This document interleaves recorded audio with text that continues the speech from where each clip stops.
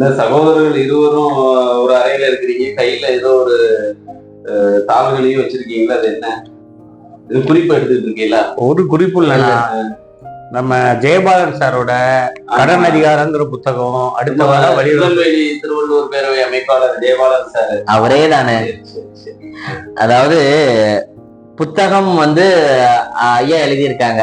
இதெல்லாம் ஒரு பக்கம் இருக்கட்டும். ஒரு புத்தகம், படைப்பாளர், இலக்கியவாதி, ஒரு அமைப்பை வச்சு செயல்படுறாரு, அதெல்லாம் ஒரு பக்கம் இருக்கட்டும். உண்மையான ஒரு விஷயத்த சொல்லணும்னா வளரக்கூடிய என்னை போன்ற இளைய சமுதாயத்திற்கு ஒரு நல்ல எடுத்துக்காட்டான மனிதர் ஜெயபாலன் ஐயா. தம்பி, இன்னொரு விஷயம் நல்லா தெரிஞ்சுக்கோ. அவரு எப்போதுமே சொல்ற ஒரு வாசகம் இருக்கு, அதை நான் சொல்லலான் இருக்கேன். படைப்பையும் படைப்பாளரையும் கொண்டாட வேண்டும் அப்படிங்கிற நோக்கத்தோடு தான் அவர் எப்போதும் செயல்பட்டு வர்றாரு. அப்படி ஒரு நோக்கத்தோட தன்னுடைய சிந்தனையை எளிய எளிய வரிகள்ல எல்லோருக்கும் புரியும் வகையாக கடன் அதிகாரம்ங்கிற புத்தகத்தை இப்ப வெளிக்கொண்டு வராரு. அதோட அட்டைப்படத்தை பார்த்தியா தம்பி நீ? ஆமாண்ணே பார்த்தேன். எப்படி இருக்கு?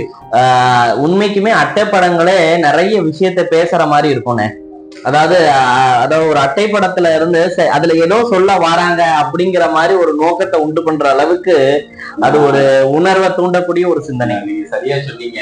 பொதுவா ஆங்கிலத்துல ஒண்ணு சொல்லுவாங்க, அந்த அட்டைப்படத்தை வைத்துக் கொண்டு ஒரு புத்தகத்தை மதிப்பிடக்கூடாது அப்படின்னு, ஒரு நபரை வெளி தோற்றத்தை மதிப்பிடக்கூடாது அப்படிங்கறதுக்காக சொன்னாலும், நம்ம படைப்பு உலகில் பாத்தீங்கன்னா அட்டைப்படங்கள் உள்ளே இருக்கக்கூடிய அந்த சாராம்சத்தை ரொம்ப நயமா பேசக்கூடியதா. நிச்சயமான அண்ணா, ஒரு விஷயம் நல்லா தெரிஞ்சுக்கோங்க. இப்போ உள்ள படைப்பாளிகள் எல்லாம் தன்னுடைய படைப்பின் நோக்கத்தை அட்டைப்படம் வழியாக எளிய மனிதர்களுக்கும் கொண்டு செல்லணும்னு நினைக்கிறாங்க. நிச்சயமா அதுக்கு ஒரு முன்னோட்டம் தான் நம்ம ஜெயபாலன் சாரோட புத்தகம் தான் அதிகாரங்கிற புத்தகம். ஜெய பதிப்பகம். ஆமா, நம்ம ஜெய பதிப்பகம் தான் ஐயாவோட பதிப்பகத்துல இருந்தே வெளிவரக்கூடியது. ஆமாங்க. ஐயாவோட புத்தகங்கள் இதற்கு முந்தைய புத்தகம் தூரல் நனைத்த சுவடுகள்ங்கிற புத்தகம்.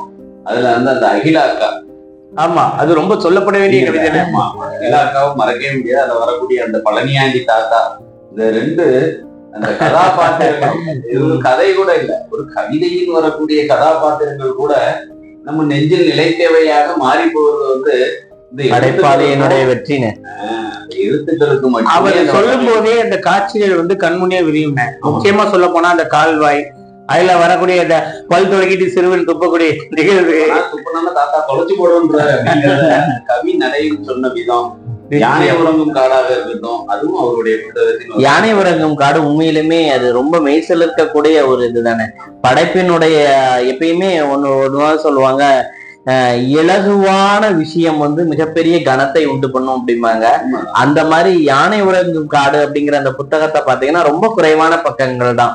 இன்னும் சொல்ல போனோம்னா வாசிக்கணும்னு நினைக்கிறவங்க, வாசிக்க தொடங்கணும்னு நினைக்கிறவங்களுக்கெல்லாம் அந்த புத்தகம் எனக்கு ஆகச்சிறந்த ஒரு புத்தகமா இருக்கும்னு நினைக்கிறேன். சாதாரணமா அவரோட சகோதரர்களாக, நீங்க தம்பிகளாகி, இளையவர்களாகி, நீங்க எல்லாம் உங்களுடைய புத்தகங்கள் இப்போ நம்ம அம்மாவின் வாசம் நூலாக இருக்கட்டும், தோழர் சக்தி வேலாயுதம் அவங்களோட புத்தகத்துல இன்னும் அந்த பேருந்து நிலையத்தில் என் அம்மாவை போன்ற ஒரு அம்மா அப்படிங்கிற அந்த இது எப்போதெல்லாம் பயணத்தில் நான் இருக்கிறேனோ, என் தாயின் வயதுடைய ஒரு நபரை அந்த பயணத்துல எதிரே வராங்களோ, அல்லது நம்ம அலுவலகத்தில் நம்ம கவுண்டர்ல நீங்க இருக்கும்போது கூட ஒரு அம்மாவின் வயதொத்த ஒரு நபர் வரும்போதும் அந்த எழுத்துக்கள் நம்ம நினைவில் வரும். அதே மாதிரி சகோதரர் எழுதிய அந்த தாய்மாமன் சீர் செய்யக்கூடிய அழகு நாச்சியார்ல தாய்மாமன் சீர் செய்யக்கூடிய இதுல 2வது பிள்ளைக்கு பேச்சியமானுக்கு நம்ம செஞ்சுக்குவோம் அப்படின்னு சொல்றது கூட, நீங்க குடும்ப உறவுகள்ல உறவை பேணணும், அதுல எந்த ஒரு சிதைவும் ஏற்படக்கூடாதுங்கிற வலிமையை இவருடைய வயதில் இவர் சொல்வது என்பதே பெரிய விஷயம். ஆமாண்ணா, எப்போதுமே ஒரு கவிதைங்கிறது எப்படி இருக்கணும்னா ஒரு உணர்வை கடத்தக்கூடிய விஷயமா இருக்கணும். நிச்சயமா அப்படிதான் கவிதைகள் படிக்கணுங்கிறது என்னுடைய ஆசையும் கூட. அப்படிதான் நான் படிச்சுட்டு வரேன். ஏன் உங்களுடைய கவிதைகள் கூட தினந்தோறும் வர்றது கூட அப்படித்தானே இருக்கு.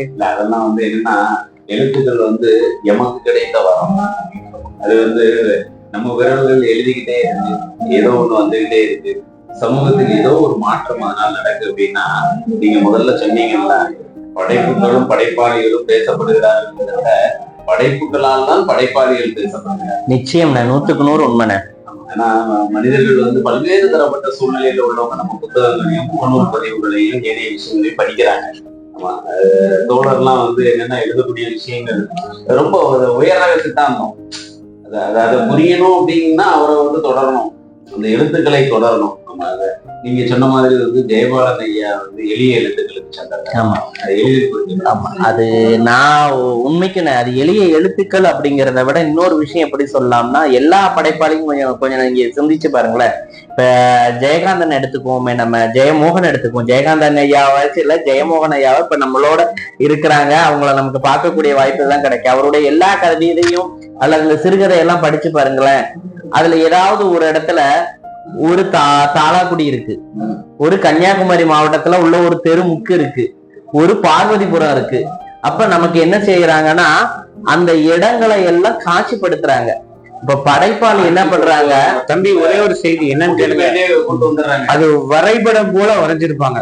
அந்த வரைபடத்துல நம்மளும் பயணிக்கிற மாதிரி அதுதான சிறப்பு. அதே மாதிரி ஜெயபாலன் ஐயா அண்ணன் சொன்ன மாதிரி ரொம்ப எளிமையானவங்கள, அவர் வந்து ரொம்ப பழகக்கூடிய மனிதர்கள் பாத்தீங்கன்னா ரொம்ப எளிமையானவர்கள்கிட்ட கூட அவருடைய பேச்சினுடைய தன்மையா இருக்கட்டும், அவர் கொடுக்கக்கூடிய ஒரு மதிப்பா இருக்கட்டும், அவருடைய எழுத்தும் எப்படி இருக்கும்னு சொல்றேன் பாரு. இந்த கடனதிகாரத்துல நான் ரொம்ப ரசிச்ச கவிதை ஒண்ணு இருக்கு.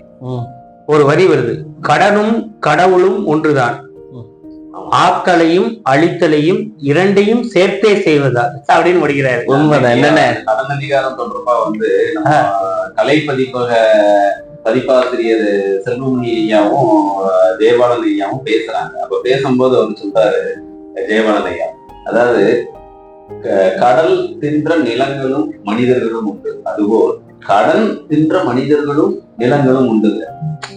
கடனையும் இந்த தொடர்பு படுத்தக்கூடிய அந்த பாங்கு இருக்குல்ல, இது வந்து ஒரு நல்ல படைப்பாளிக்கு வந்து வாய்க்க பெற்ற ஒரு விஷயம். அதே மாதிரி நிறைய ஒப்பீட்டு கவிதைகள் இருக்கு. இப்பதான் நான் சொன்னேன். அதே மாதிரி இன்னொரு கவிதை இருக்கு, புத்தகம் வெளியே வரட்டும் தோழர். நீங்க இருக்கட்டும், முன்னோட்டமா ஒரு 2 கவிதைகளை பத்தி தான் நம்ம பேச வந்திருக்கோம். பிரச்சனை இல்லைன்னா, கடனும் மழையும் ஒன்றுதான், வாழ்வும் தாழ்வும் இரண்டிலும் உண்டு. அவர் சொல்றத பாருங்க. இது ஒப்பீட்டு கவிதைகள் ஒரு நடைமுறையை பாருங்களேன். கடன் பெறாதவங்க யாருமே இருக்க முடியாது. வாழ்க்கையில எல்லாரும் எல்லா சூழ்நிலையும் கடன் வாங்கதான் செய்யறோம். ஆனா அந்த கடன் வாங்குறது மட்டுமே சில பேர் நினைக்கிறாங்க கடன். ஆனா கடன் தான் சில பேரை இயக்கிக்கிட்டு இருக்கே அப்படிங்கிற மாதிரி கூட ஒரு கவிதை எழுதியிருப்பாங்க. ரொம்ப இங்க பாருங்க, சமையலறை பெண்கள் சாதித்து நிற்பதும், சமையலறையில் பெண்கள் சாதித்து நிற்பதும் சுய உதவி குழுவின் கடன் சுழற்சி. சுய உதவி குழுவின் பொதுவா வந்து கடன் வாங்கும் மனிதர்களை மட்டுமே நாம் வந்து ஒரு கருணை பார்வையோடும் அவர்களை வந்து நம்ம தூக்கி பிடிக்கக்கூடிய விஷயமா இருக்கும். ஆனா வங்கியாளர் நம்ம சகோதரனால அவருக்கு தெரியும், கடன் கொடுக்கறவங்களுக்கு நான் கூட ஒண்ணு நினைக்கிறேன், ஒரு மனசு வேணும். நீங்க சொல்றது 100% உண்மை. எனக்கு தெரிய வங்கியின் பேர் வந்து கூட வாங்கி வாங்கி தேஞ்சு வங்கியா இருக்குமோன்னு தான் நான் சொல்றேன்.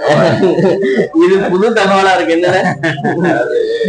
பல படைப்புகள் நெல்லை மண்ணிலிருந்து வரும், அதில் இதுவும் ஒரு படைப்பு. நிச்சயமா இந்த படைப்பும் வெற்றி பெறும். அது மாதிரி நம்மள மாதிரி இளையோர்கள் நம்ம வந்து இந்த படைப்புகளை எல்லாம் தூக்கி பிடிக்க வேண்டிய கடமை வந்து நமக்கு. அந்த நூல் வெளியீட்டு விழா அது அடுத்த வாரம் தம்பி, 28ஆம் தேதி செப்டம்பர் 28 நடக்குதா? எல்லாம் நம்ம திருவள்ளுவர் இல்லைங்களா? வாய்ப்பு இருக்கிற எல்லாரும் கண்டிப்பா வர சொல்லிடுவோம். எல்லாரும் கண்டிப்பா வரணும் தம்பி.